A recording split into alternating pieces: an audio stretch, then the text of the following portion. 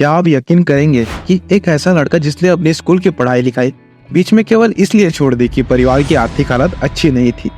बचपन से ही जीवन में संघर्ष का रास्ता अपनाया, लेकिन अपने दिमाग और कौशल के बदौलत लगातार तरक्की करता रहा और आज इस पोजीशन में है कि वह रिलायंस इंडस्ट्रीज के मालिक को टक्कर दे रहा है।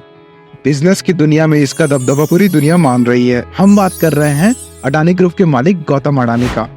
इनकी स्टोरी इसलिए भी इंस्पिरेशनल है क्योंकि अपनी फैमिली में वो पहली पीढ़ी के ऐसे बिजनेसमैन हैं जिन्होंने इस हद तक सफलता हासिल की है। यानी कि आप कह सकते हैं कि जब उन्होंने शुरुआत की तो इनके पास ना बाप दादा की दौलत थी और ना ही बाप दादा की शोहरत, था तो केवल माँ का आशीर्वाद। साल 1962 में गुजरात के अहमदाबाद में एक ऐसे परिवार में गौतम अडानी जी का जन्म हुआ जो आर्थिक स्थिति के मामले में कमजोर थे। इनके पिता जो कारोबार करते थे वो भी काफी छोटा था और आगे चलकर स्थिति यह बन गई कि घर की जरूरतों को पूरा करना भी बहुत मुश्किल होता गया, जिसके चलते गौतम को अपनी पढ़ाई लिखाई बीच में ही छोड़नी पड़ी। पढ़ाई को अधूरा छोड़कर घर परिवार को इकोनॉमिकली सपोर्ट करने के लिए वह बहुत कम उम्र में ही अहमदाबाद छोड़कर मुंबई आ गए। मुंबई आने के बाद शुरुआत के दिन काफी संघर्ष भरे रहे, लेकिन कुछ समय बाद हीरो की कारोबार से जुड़े एक डायमंड सप्लायर के यहाँ उन्होंने नौकरी कर ली और 3 सालों तक इसके यहाँ काम करते रहे। 3 साल तक नौकरी करने के बाद इन्होंने वहाँ नौकरी छोड़ दी और मुंबई के ज्वेलरी बाजार में डायमंड ब्रोकरेज कंपनी की शुरुआत की। गौतम अडानी ने जिस काम को शुरू किया था, दरअसल उस काम का उन्हें अच्छी खासी समझ थी कि वह इस काम को क्यों कर रहे हैं, इसलिए उनका धंधा इस लाइन में चल पड़ा।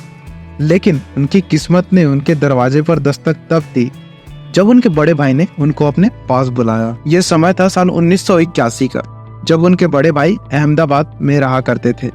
उन्होंने गौतम अडानी को अपने पास अहमदाबाद बुला लिया। वो एक सामानों को लपेटने वाली प्लास्टिक की एक कंपनी खरीद चुके थे। उनकी ये कंपनी बहुत ज्यादा घाटे में जा रही थी क्योंकि इस काम को करने के लिए उन्हें जो कच्चे माल की जरूरत थी वो कच्चा माल दरअसल उन्हें नहीं मिल पा रहा था। बाहर के देशों से भी कच्चे माल को मंगाना पड़ रहा था। जब गौतम अडानी अहमदाबाद आए और इस काम की जानकारी ली तो उनके लिए ये एक अवसर की तरह था। इसके बाद उन्होंने कांडला पोर्ट पर प्लास्टिक को इंपोर्ट करना शुरू किया। साल 1988 में उन्होंने अडानी एक्सपोर्ट नाम से एक कंपनी की शुरुआत की। बाद में इस कंपनी का नाम अडानी इंटरप्राइजेस रख दिया गया। इसमें मेटल, एग्रीकल्चर और कपड़ों की ट्रेडिंग की जाती थी और इसी बिजनेस में दोस्तों अडानी का नाम आगे चलकर काफी फैल गया और इस फील्ड में अडानी जी बहुत ज्यादा नाम कमा चुके थे। साल 1994 में अडानी जी की कंपनी को शेयर बाजार में शामिल कर लिया गया। उसके बाद साल 1995 का समय गौतम अडानी के लिए काफी बढ़िया रहा। दरअसल गुजरात सरकार अपने पोर्ट के डेवलपमेंट के लिए वचनबद्ध थी और वह किसी एक प्राइवेट कंपनी की तलाश कर रही थी। और दोस्तों गौतम अडानी तो जैसे ही इस मौके की ही तलाश पे बैठे थे, उन्होंने गुजरात की मुंद्रा पोर्ट को ही खरीद लिया और साल 1998 में उन्होंने अडानी पोर्ट्स और लॉजिस्टिक लिमिटेड की शुरुआत की। आपको बता दें दोस्तों कि मुंद्रा पोर्ट आज की तारीख में भारत का सबसे बड़ा प्राइवेट पोर्ट है जो कि 8000 हेक्टेयर के एरिया में फैला हुआ है। मुंद्रा पोर्ट आज भारत का एक ऐसा पोर्ट है जहां कुल जल मार्ग के 1/4 माल की आवाजाही होती है।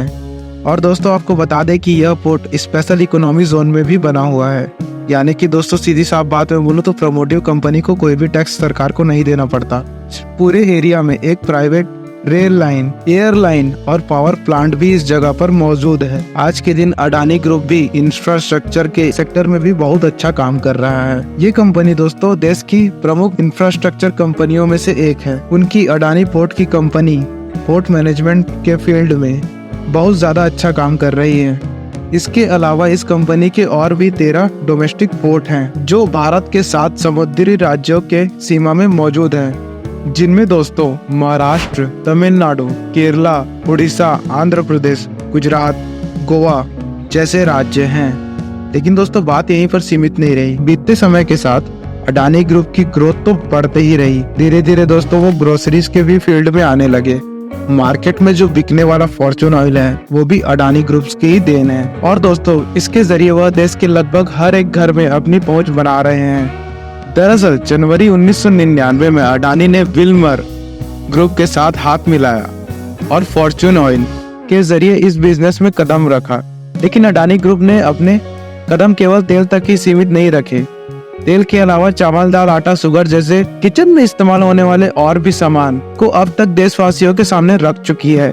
इन चीजों के रखरखाव के लिए अडानी ग्रुप ने फूड कॉरपोरेशन ऑफ इंडिया के साथ मिलकर बड़े बड़े क्षेत्रों में साइलो बनाया। यह चीज वह व्यवस्था होती है जो बड़े पैमाने पर बहुत लंबे समय तक अनाज को सुरक्षित रखती है। और दोस्तों, इन साइलो की कनेक्टिविटी के लिए अडानी ग्रुप ने एक रेल लाइन भी बिछाई हुई है, जिससे कि दोस्तों अनाज की आवाजाही में कोई भी दिक्कत ना आए। अडानी ग्रुप्स ने बिजली की सप्लाई को भी पूरा करने के लिए एक बहुत बड़ा पावर प्लांट बनाया है, जिसके जरिए वो दूसरे राज्यों को भी बिजली प्रदान कर रहे थे। इस प्लांट को चलाने के लिए बहुत बड़े पैमाने पर कोयले की आवश्यकता थी और कोयले की उस जरूरत को पूरा करने के लिए उन्होंने ऑस्ट्रेलिया के कोल माइंस को भी खरीद लिया। फॉर्च्यून इंडिया मैगजीन के मुताबिक अडानी ने साल 2010 में लेक एनर्जी से 12,147 करोड़ रुपए में इस कोल माइंस को खरीद लिया। बताया जाता है कि दोस्तों इन माइंस में 7.8 बिलियंस ऑफ टन्स का खनिज भंडार मौजूद है। तो दोस्तों हर साल 60 मिलियन टन का कोयला हर साल निकाला जाता है। इंडोनेशिया के इन्वेस्टर समिट ने ये बताया कि अडानी ग्रुप 5 करोड़ टन क्षमता वाले कोल्ड हैंडलिंग पोर्ट का निर्माण कर रही है सुमात्रा के दक्षिण आयरलैंड में। इसी प्रकार दोस्तों इंडोनेशिया से तेल, गैस और कोयले के लिए इंफ्रास्ट्रक्चर डेवलपमेंट की जरूरत है। यहाँ से कोयले की धुलाई के लिए सुमात्रा से अडानी ने $1.5 अरब का निवेश करने का फैसला किया। इन्वेस्टर समिट में ये बताया था कि अडानी ग्रुप 5 करोड़ टन क्षमता वाले कोल हैंडलिंग पोर्ट का निर्माण करेगा। सुमात्रा के दक्षिण आइलैंडों के खदानों से कोयला निकाला जाएगा। सुमात्रा के दक्षिण आइलैंड की खदानों से कोयला निकालने के लिए 250 किलोमीटर की एक लंबी रेल लाइन का निर्माण करेगा। अडानी ग्रुप इसी तरह नई परियोजनाओं पर काम करता गया और इससे आने वाले पैसे अडानी ग्रुप के नेटवर्क को बढ़ाते चले गए। साल 2002 में जहां अडानी ग्रुप की नेटवर्थ 76 करोड़ थी, वह साल 2014 में बढ़कर $10 अरब हो गया। इसके बाद अडानी ग्रुप्स ने नेचुरल रिसोर्सेज की तरफ कदम बढ़ाया और सोलर पैनल मैन्युफैक्चरिंग फील्ड में भी काम करना शुरू कर दिया। साल 2017 में अडानी ग्रुप ने सोलर पीवी पैनल बनाना शुरू कर दिया। पोर्ट्स और प्राइवेट रेल लाइन के अलावा अब एयरपोर्ट्स की तरफ भी अडानी ग्रुप ने अपनी उड़ान भरनी शुरू कर दी थी। साल 2019 में उन्होंने लखनऊ, मंगलुरु, अहमदाबाद, जयपुर, गुवाहाटी और तिरुवनंतपुरम इन सारे राज्यों के एयरपोर्ट्स की आधुनिकता और अच्छे संचालन की जिम्मेदारी उठाई और आने वाले 50 सालों तक इन राज्यों के एयरपोर्ट के लिए अडानी काम करता रहेगा।